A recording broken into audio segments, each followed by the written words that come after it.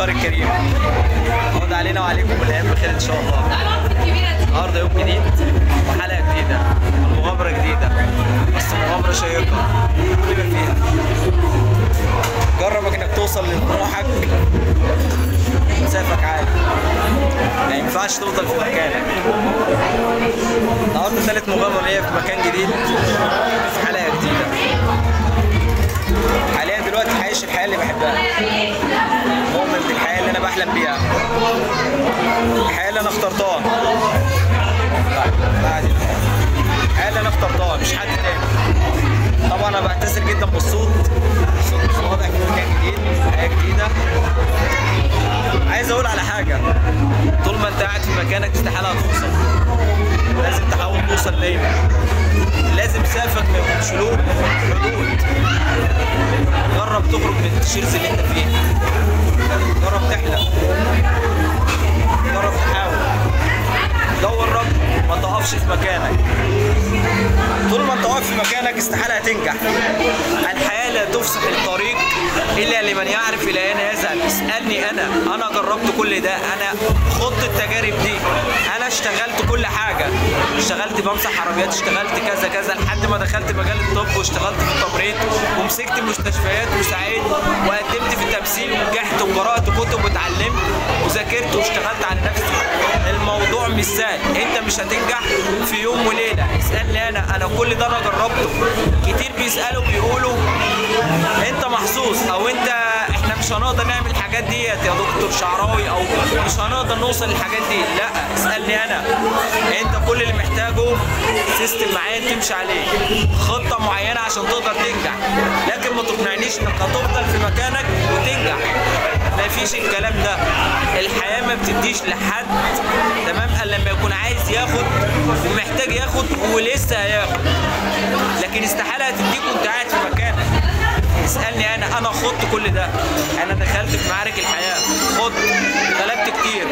مش مهم انت تفشل، المهم انك تحاول، ما تقفش في مكانك، ده المهم.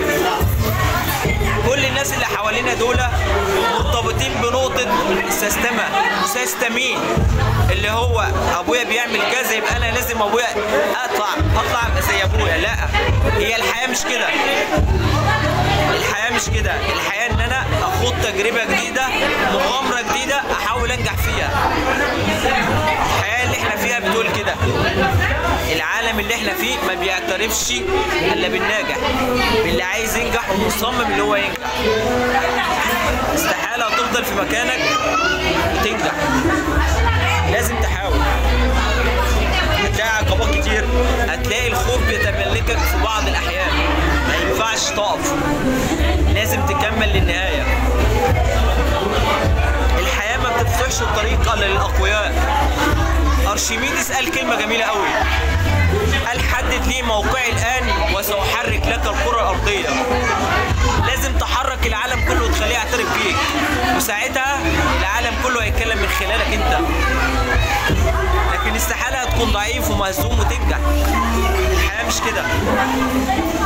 دايما انا بقول في برامجي لما بتكلم فيها وناس كتير سالت وقدمت تعليقات، عشان تنجح في اي مجال لازم تكمل. لازم، مفيش حاجه اسمها فشلت، مفيش حاجه اسمها احباط.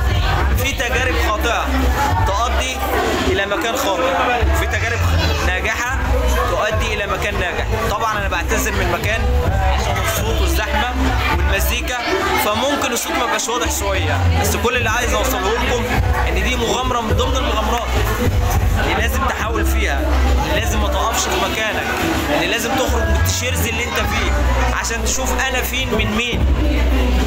بس المهم ان اوصل في الوقت المناسب. مش عايز اوصل لاساتذه وصلوا في ايام او في سنين، لا، انا عايز اخترق الوقت، انجح في وقت قياسي، تمام، عشان يبقى عندي مكتبه كامله اسمها مكتبه محمد شعراوي.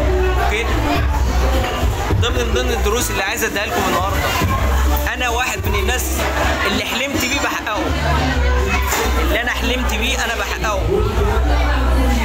كفلوس حلمت بالفلوس، الفلوس بدأت تجيلي لما حبيت الشغل. عربية يبقى عندي أحسن عربية بقدم على أقساطها، شقة عندي أحسن شقة حاليا، تمام، حاليا اقدم على شقه المهندسين. تمثيل انا حاليا بنجح فيه. فدي من ضمن الحاجات اللي لازم تحاول انك تبني عليها نفسك. تمام. كتير جدا لما بيشوفوا الناس اللي راكبه عربيات، او انا واحد من الناس لما اكون راكب عربيه مثلا تمام ثمنها مثلا نص مليون او مليون، جبتها ازاي؟ انا القناه بتاعتي دي بقالي 3 سنين عليها، شغال عليها عشان انجح، ما بقفش. تمام، ما بقفش، لا بحاول وبكمل. في مثال بسيط اهوت، ولد اسمك ايه؟